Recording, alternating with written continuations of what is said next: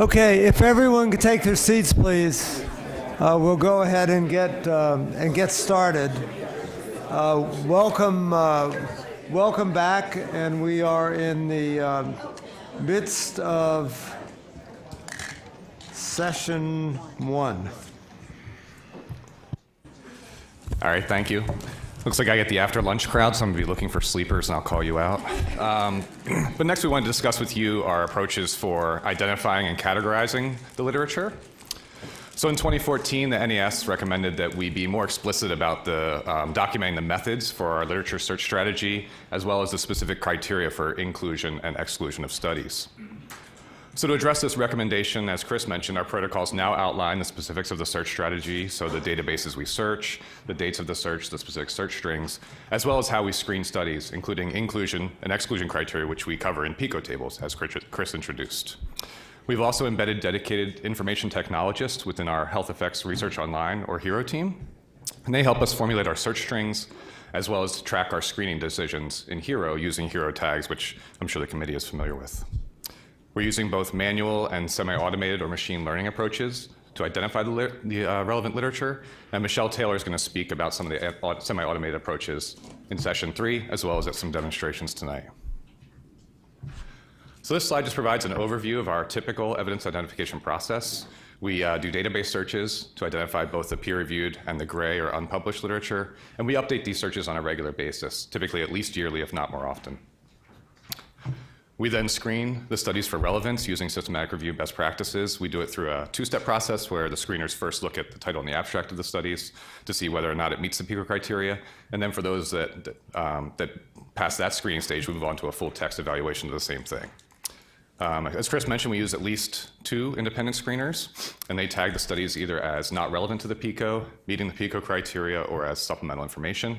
And we typically apply several additional methods to make sure we didn't miss any studies. We'll screen the literature lists of review articles and past assessments, and we'll also reach out to the public to make sure we didn't miss anything. And then once we've identified the relevant literature, we categorize the literature into these literature inventories, as Chris introduced.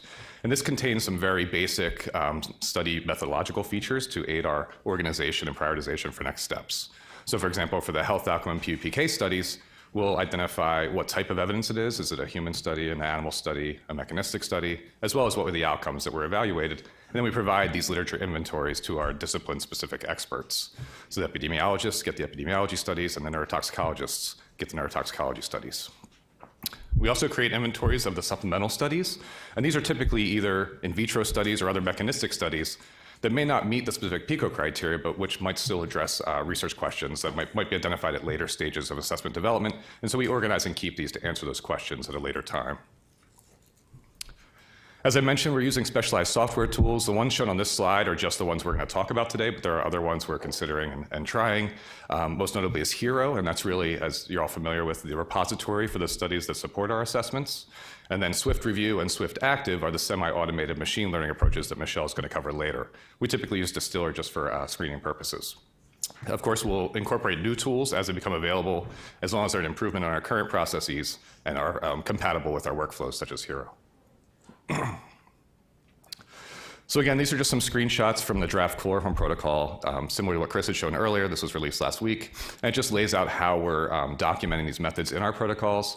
So I don't know if you can see it here, but it basically describes what databases are being searched and the methods of the search strategy, what the process for screening studies for relevance is, how we track that in our inventories, and how we track the flow of studies through the evidence identification process using these literature flow diagrams, which is in that bottom panel there. And I'll talk more about that in a couple slides. Of course, this would also include any intended use of specialized software tools. And it also covers special topics such as how we handle unpublished data or how we handle multiple publications of the same data set.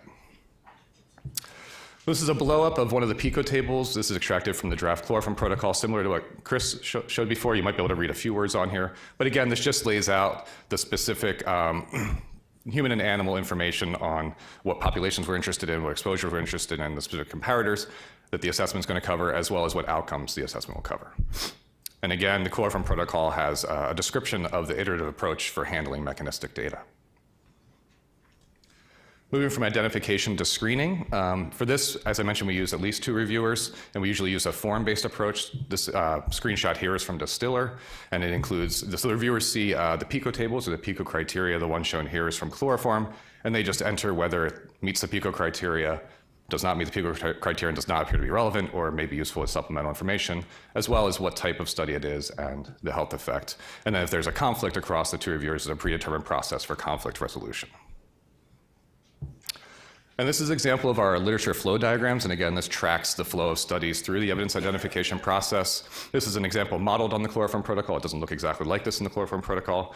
But basically, if you look at the top of the figure, we have the different sources that we're looking for to identify the studies, as well as how many studies we've identified from each source. And as you move down through the figure, it goes through the sequential steps of title abstract screening and then full text screening. And you see we shunt studies off to the right if they're not relevant to the PICO or excluded, or if they are kept for supplemental information or possible additional consideration in the green boxes. And then those studies at the bottom are the studies that ultimately meet the PICO criteria.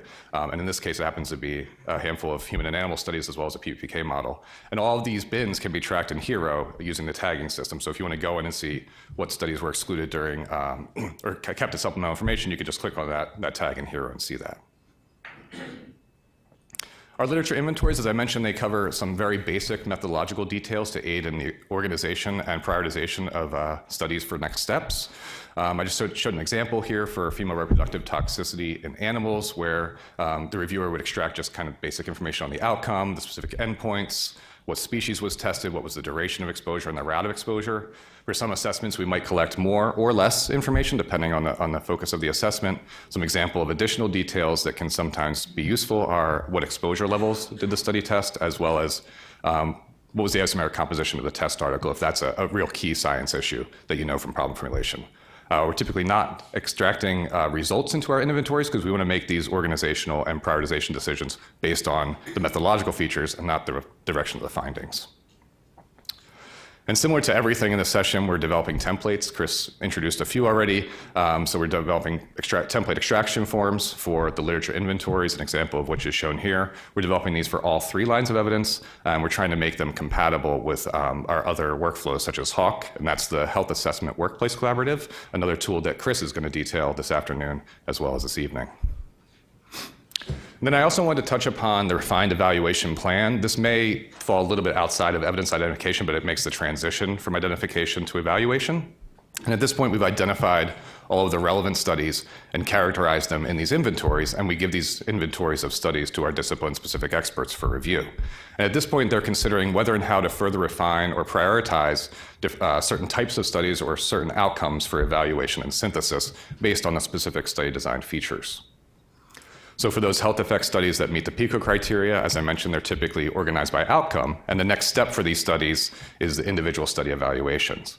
And so this is kind of a pause for the discipline-specific experts to consider what we know about the toxicokinetics, as well as the key science issues that were identified during problem formulation, which may be updated by information identified in the supplemental studies. And it's an opportunity to discuss how they're going to group outcomes for evaluation, because we do an outcome-specific evaluation. If they're not grouped similarly across the 2 reviewers, there can be a real disconnect when they come back to resolve any potential conflicts.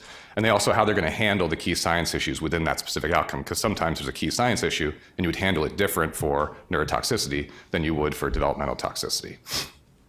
In addition, it provides a stopping point to decide whether to select or prioritize certain studies with certain design features for evaluation and synthesis. For example, if they're evaluating cancer, and there's a large number of studies on cancer, the reviewers might decide to prioritize studies with a longer exposure duration, or at least a longer observation period, and see if they can make decisions based on that before they move to those shorter term studies.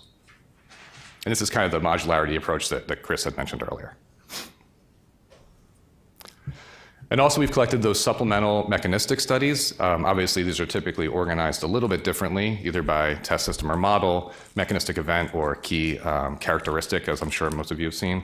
And we're doing an iterative process for these studies. So the inventory at this stage serves 2 purposes. One, it helps to identify studies that are pertinent to the specific aims or the key mechanistic questions that were identified during problem formulation, such as, does the chemical operate through a mutagenic mode of action? So because our discipline-specific experts are now looking at these inventories, they may identify test models or outcomes that the screener did not identify as relevant to that question, but actually are relevant. The other thing that it does here is allows organization of the remaining available evidence for possible use at later stages of assessment development. So if there are key questions that mechanistic studies can inform at later stages of assessment development, say when we're synthesizing the evidence on the human and animal health effect studies, then the reviewer can use the inventory as a resource to see if there might be mechanistic data that are suitable to answering those questions. And Catherine's going to go into more detail on the triggers for this and how this is done in session 2 this afternoon. And of course, our major refinements are tracked in any updates to the protocol. As Chris mentioned, this would include if we've refined the PICO criteria for a particular outcome, as I mentioned, or we've added a specific aim, for example, and that's going to be released to the public. So these slides, as Tina mentioned, again, covers that box 8.1, which is a kind of overview of all of the chapters in the 2014 report. And this covers the main process improvements that we made in response to the recommendations in that table. I think the most important ones to point out would be the IRIS assessment plans, which allows us to receive early comment on our problem formulation materials, as well as our assessment-specific protocols that lay out the specific methods for systematic review that we're going to conduct for a given chemical assessment. And to me, the most important part is iteration. As we learn things developing the assessment, we can make modifications to those methods, or as the public brings things to our attention that we may not have considered, we can make revisions and then have a much more robust assessment. There's also a number of demonstrations this evening. I mentioned Swift Review and Swift Active as well as Hawk, but we also have a demonstration on our HERO database from our HERO team. So I think that we can now take questions on what Chris covered before lunch, as well as this short topic here as well. Okay, thank you. That was quick. Yeah, I was aiming for under 10 minutes. We could have done that. We could have done that before lunch. So I guess we're efficient. Is it? Well, okay.